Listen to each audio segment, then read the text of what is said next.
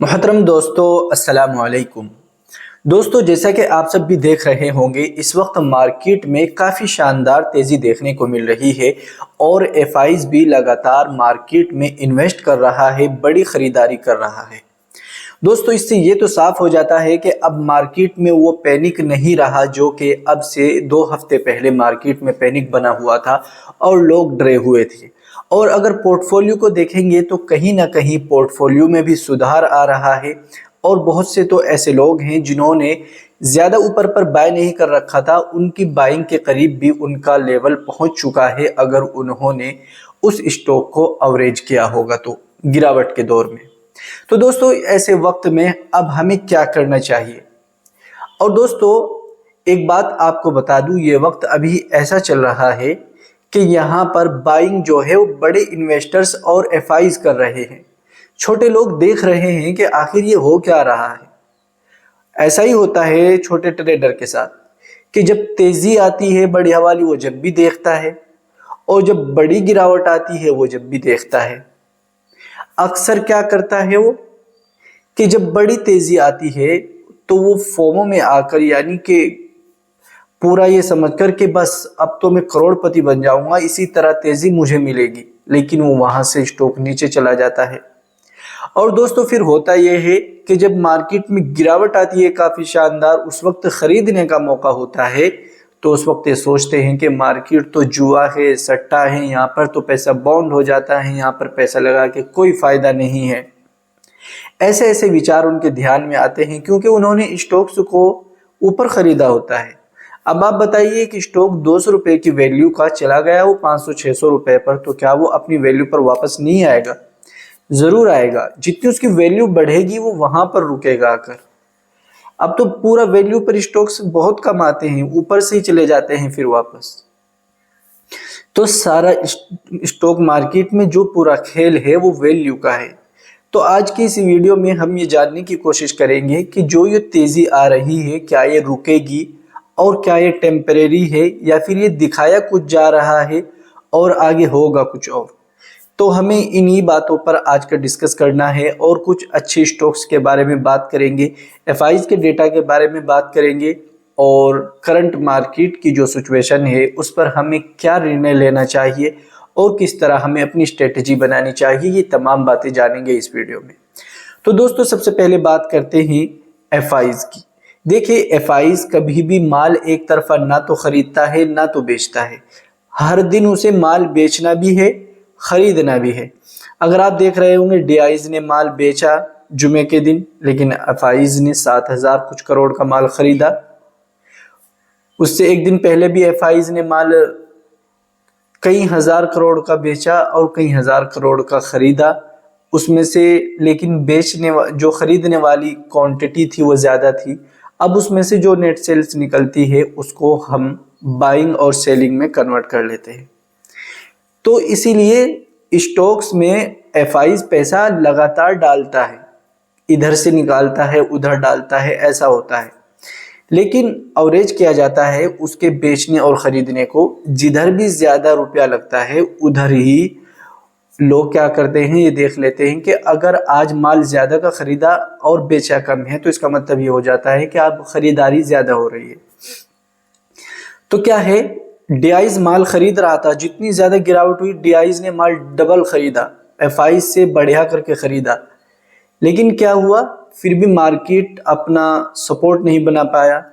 लेकिन एफआईज ने जैसे ही माल खरीदा मार्केट में अच्छी तेजी आनी शुरू हो गई। तो देखिए, इसका कनेक्शन सीधा जुड़ा हुआ है रिटेलर इन्वेस्टर के साथ। जो छोटे ट्रेडर होते हैं वो जैसे एफआईज को देखते हैं तो उनके अंदर भी कॉन्फिडेंस आता है और वो क्या काम करते हैं, वो भी मार्केट के साथ साथ इंट्राडे वगैरह या फिर कॉल वगैरह जो भी उनका सिस्टम होता है, ऑप्शन ट्रेडिंग करते हैं जो, या फिर स्टॉक्स में स्विंग ट्रेड करते हैं जो, उनके अंदर एक कॉन्फिडेंस आता है तो फिर वो भी अपनी ट्रेडिंग जर्नी को स्टार्ट कर देते हैं। तो इसीलिए लोग एफआईज को इतना महत्व दे देते हैं। हालांकि ये कोई बड़ी बात नहीं है, डीआईज एफआईज कोई एक बेचता है एक ज्यादा खरीदता है, ये चलता है 12 के बाद।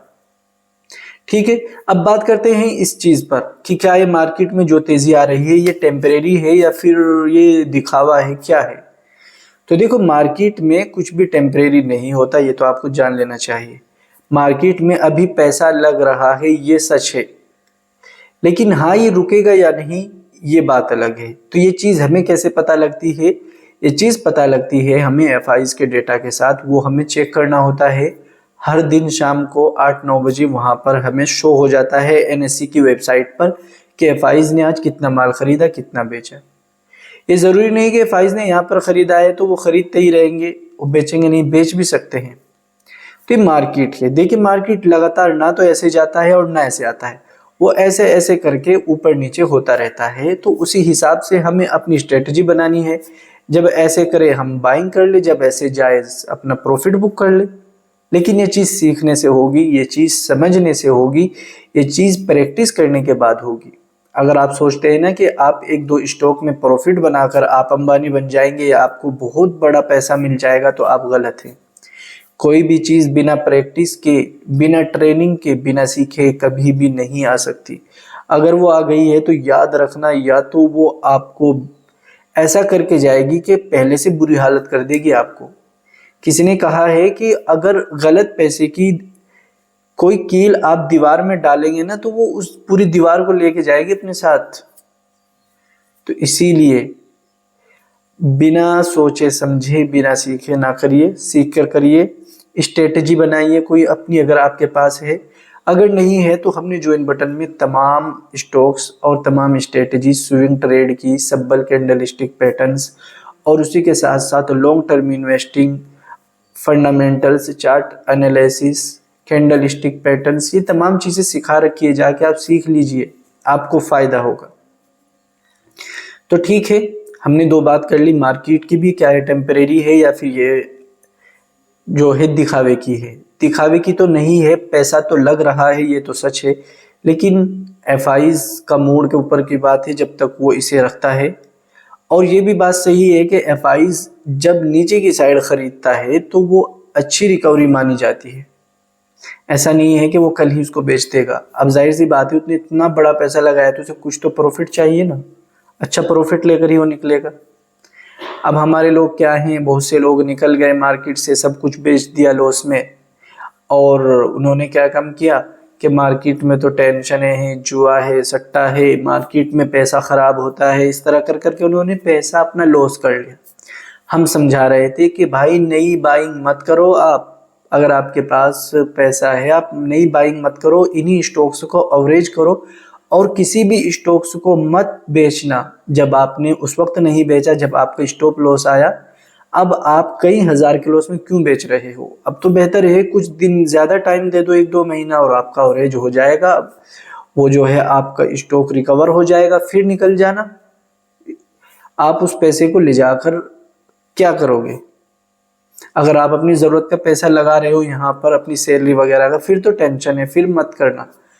अपनी सेविंग्स का पैसा लगाइए, वो आपको टेंशन नहीं देता। वो अगर 2-3 महीने ज़्यादा भी मार्केट में रह जाए ना, तो आपको टेंशन नहीं होती।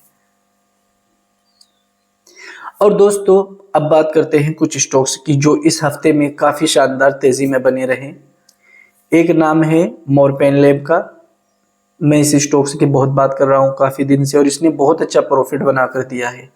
और फिर उसी के साथ साथ है टाटा मोटर्स, बहुत अच्छा स्टॉक से है, फंडामेंटली स्ट्रॉन्ग। इससे बड़ा स्टॉक तो मैंने लगता नहीं कोई है, और बहुत अच्छी वैल्यू पर है। और उसी के साथ साथ तीसरा स्टॉक से है गेल। गेल भी काफ़ी अच्छा स्टॉक है, GAIL वाला गेल, एक है GAEL वाला। तो ये भी स्टॉक बहुत अच्छा है और ये शायद सरकारी कंपनी है। और Chambal fertiliser, RCF chemical fertilisers stock से हैं ये। फार्मा सेक्टर्स में हैं मार्कसंस फार्मा, PPL फार्मा। हमने अभी अपने दोस्तों के साथ इसमें प्रॉफिट बुक कर लिया है। जो हमारे साथ जुड़े हुए हैं, हमने उनके साथ इसमें प्रॉफिट बना लिया है।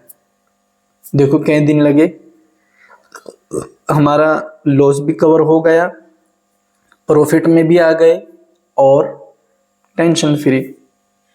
तो इसलिए मैं बोलता हूँ, किसी के साथ जुड़ो, किसी से मशवरा लेकर काम करो।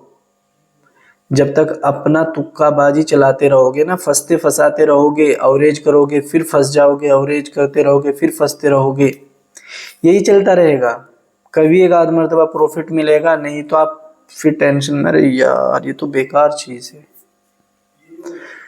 तो इसलिए मेरे भाई समझिए मार्केट को और दिमाग लगाकर काम करिए।